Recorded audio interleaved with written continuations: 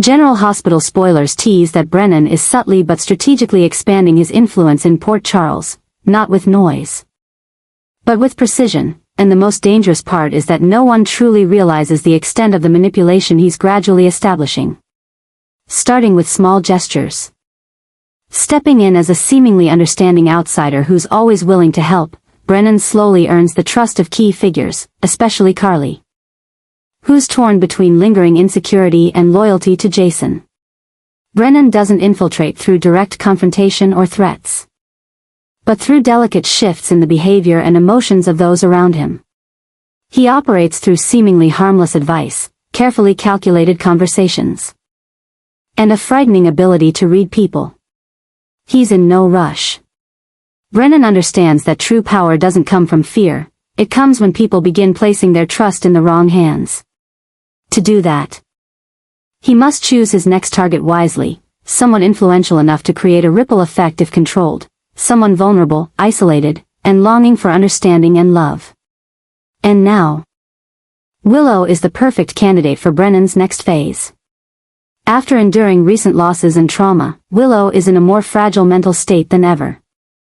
She's struggling not only with past wounds but also with the pressure of responsibility, the expectations of loved ones, and uncertainty in her relationships with those she once fully trusted.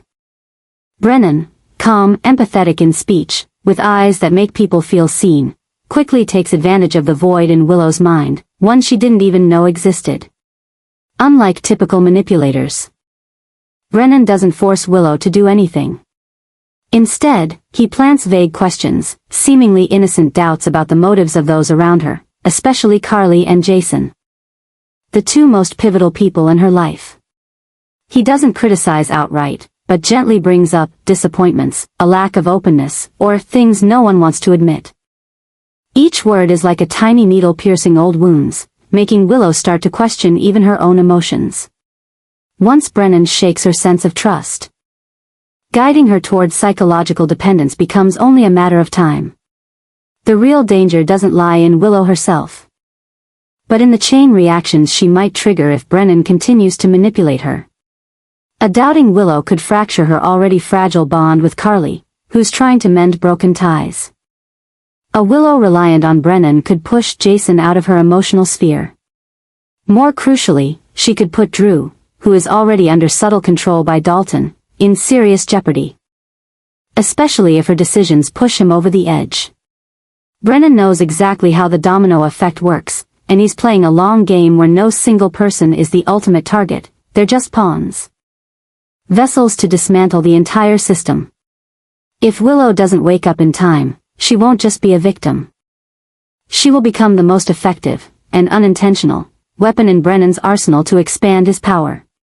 No need to seize positions. No need to acquire assets. All he needs is control over the hearts and minds of a few critical people. A soft whisper from Brennan could turn Willow against those who once protected her. A knowing glance could make her feel betrayed, even if no betrayal ever occurred. And the scariest part? By the time anyone realizes what's happening, it may be too late. Brennan doesn't need to declare a grand scheme, he is the scheme, slowly unfolding. With each passing day, he gets closer to holding all of Port Charles in his hands. Every time Willow listens to him just a bit more, Brennan tightens his grip on the town. And if no one soon uncovers the truth behind the mask he wears, Port Charles won't just face a new villain, it will enter a new era, where manipulation replaces violence, and words are the sharpest weapon.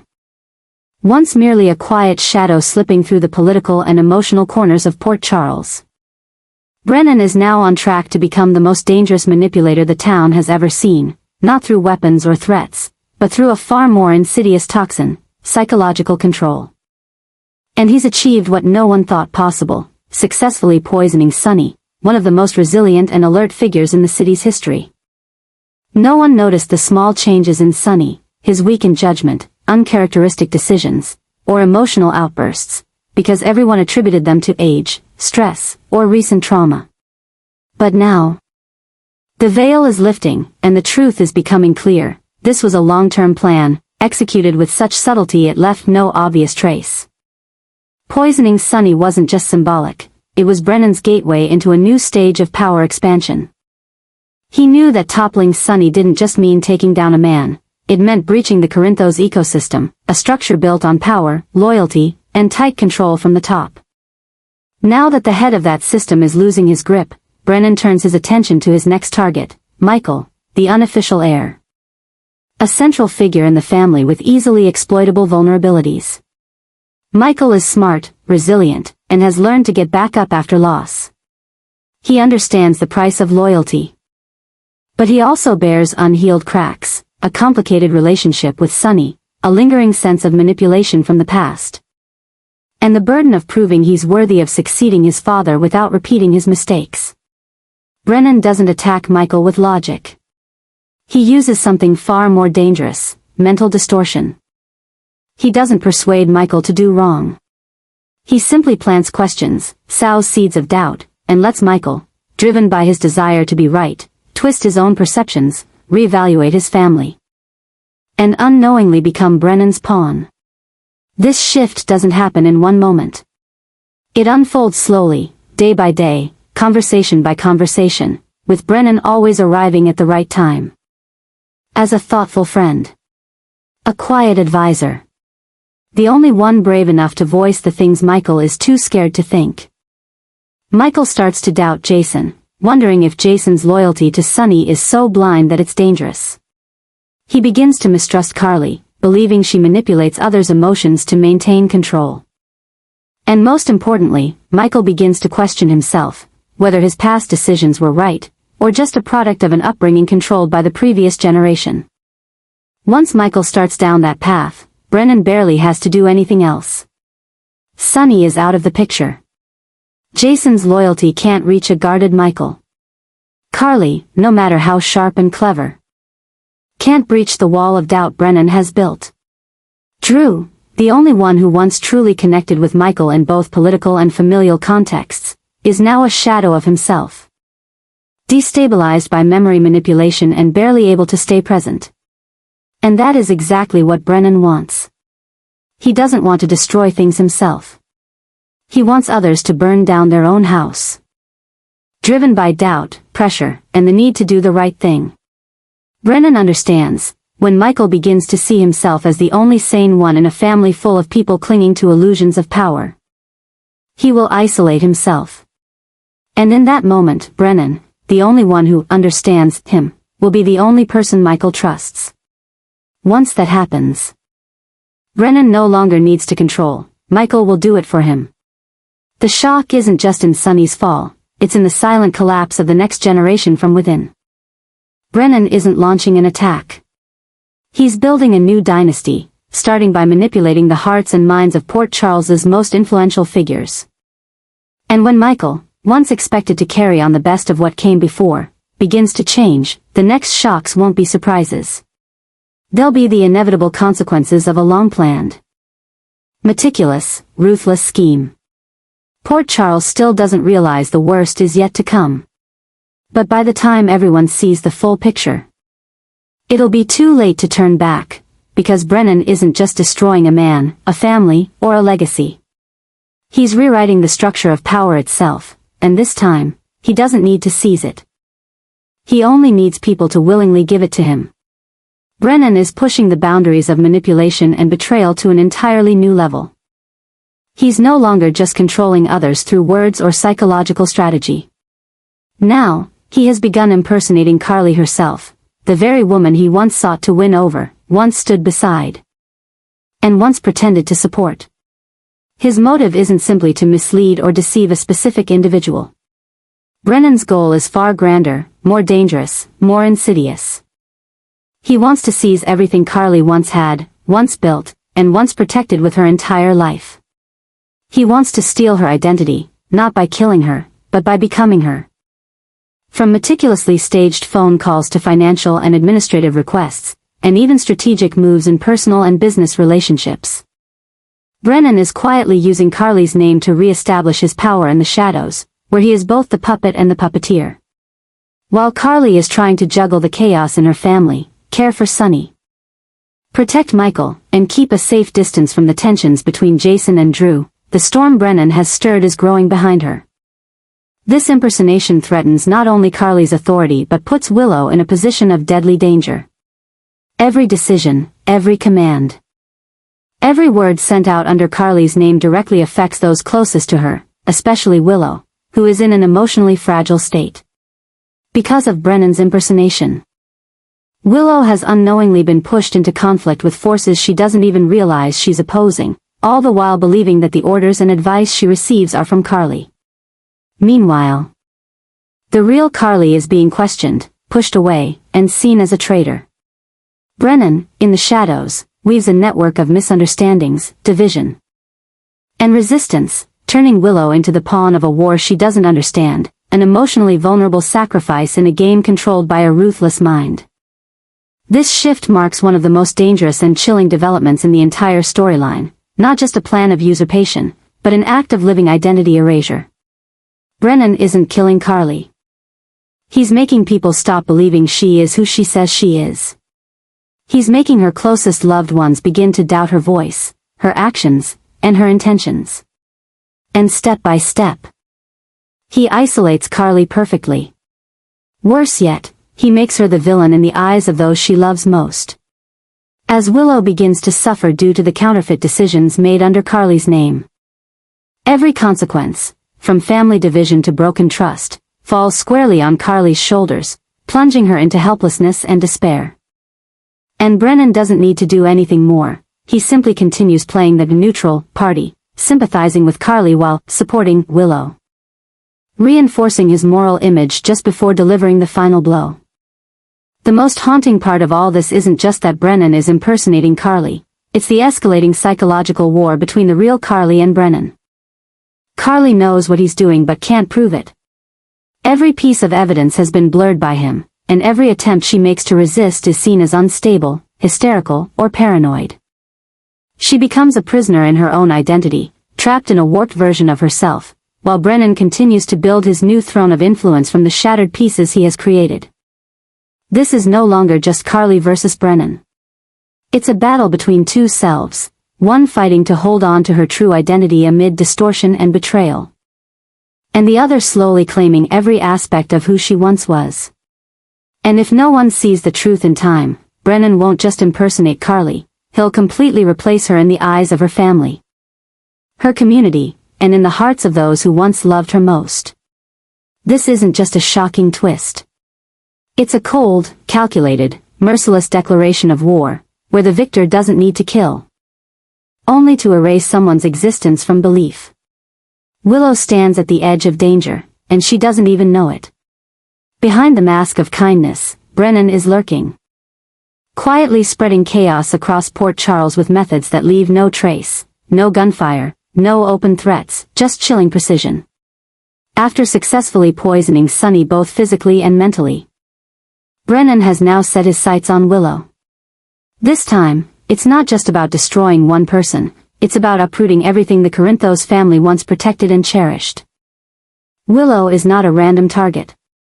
She is the emotional core of the family system, Carly's daughter-in-law, the mother of the Corinthos grandchildren, a symbol of hope, healing, and rebirth after years of illness and trauma.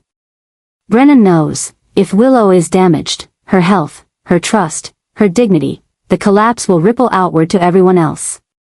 From Carly to Jason, from Drew to even the seemingly uninvolved Jocelyn and Michael. Brennan doesn't need to attack the entire Corinthos family at once. He only needs to make one person fall, and let the rest crumble in despair. His poisoning of Willow doesn't come in the form of pills or chemicals. He uses words, behavior, and manipulated relationships, poisoning her emotions, her mind, and her perception bit by bit. He makes her doubt Michael's love, question Carly's loyalty, suspect Jason's calculated silence, and most dangerously, follow orders from Carly that he himself forged. In that gray zone of confusion, Brennan tightens his grip, leaving Willow isolated, directionless, and more vulnerable than ever. But just as everything seems to be going his way, a major turning point arrives. Michael returns to Port Charles. His return isn't just emotional. It's a rebirth, a man once lost now back with the determination to reclaim everything being stolen. Michael didn't come back to reunite, he came to fight. He sees something off in Willow, the tired eyes, the hesitant gestures, the silent fear she tries to hide. Every word, every action tells him something is wrong, not from him, but from an external force invading her spirit. Brennan didn't foresee Michael's sudden return, and that's what triggers a powerful mental counterattack. Michael begins to trace everything, bank account changes, odd meetings, Willow's detachment, all leading to the same source, Brennan. Armed with the political instinct inherited from Sonny and his own unshakable intuition, Michael doesn't need explanations. He just needs to look into Willow's eyes to know, she's being manipulated. But the fight isn't over. Brennan, though unable to fully control Willow, still has a trove of lies, misinformation, and backup plans waiting. Michael's return may even speed things up, for now Brennan is racing against time. Willow is being pulled back toward the light, and Brennan knows. If she escapes the toxic fog he built, everything he created will collapse like a sandcastle. Now begins a race between truth and deception, with Willow at the center, and Michael the only one who can save her. If he fails, Willow won't just be hurt. She'll become Brennan's weapon. And then, Port Charles will no longer be safe for anyone. Willow, her mind poisoned by Brennan's subtle manipulation, starts to feel the very foundation she built cracking from within. But at the moment when she nearly loses all faith, Michael's unexpected return shines like a light into an unhealed wound, forcing her to confront a painful truth. Her love for Michael never disappeared, it was merely buried beneath layers of carefully planted doubt. Though still confused, fragile, and afraid, Willow knows she must find Michael, reconcile, and fight for everything they once held dear. She doesn't apologize with tears or excuses, but with a painful silence and a look that speaks volumes, the look of someone who is lost, but has the strength to come back. Michael, though his heart has been hurt many times, cannot turn away from the woman he has always loved. But they both understand. This love isn't just about the two of them anymore. It's about two innocent lives, Wiley and Amelia, children now being swept into the vortex of a darkness even their parents struggle to comprehend. The future of Wiley and Amelia is shaping up to be one of the quietest but most dangerous shocks Port Charles has ever faced. While Willow works to heal and reconnect with Michael, a more brutal plan silently targets their children, not to kill them, but to mold, control, and transform them into tools of a next generation programmed by the manipulator's hand. Brennan, who failed to fully manipulate Sonny and was blocked by Michael in controlling Willow, is shifting strategies. He now targets those too young to resist. He wants Wiley and Amelia to grow up not with Carly's, Jason's, or Michael's ideals, but with his own twisted values, obedience, suspicion, and emotional numbness. To achieve this, he must break the bond between the children and their parents.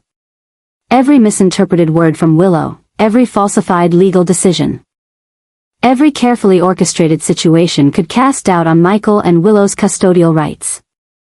And when that happens, Brennan will step in, posing as the healthy alternative for Wiley and Amelia's future.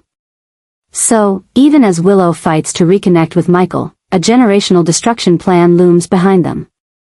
If they don't act quickly, not only will their love be erased, but the future of the children they've loved, nurtured, and sacrificed for, will be rewritten by someone with no emotions beyond a thirst for power. The biggest shock is not that Brennan is destroying Port Charles with bombs or disasters, but that he's quietly severing the legacy of good people by manipulating the next generation.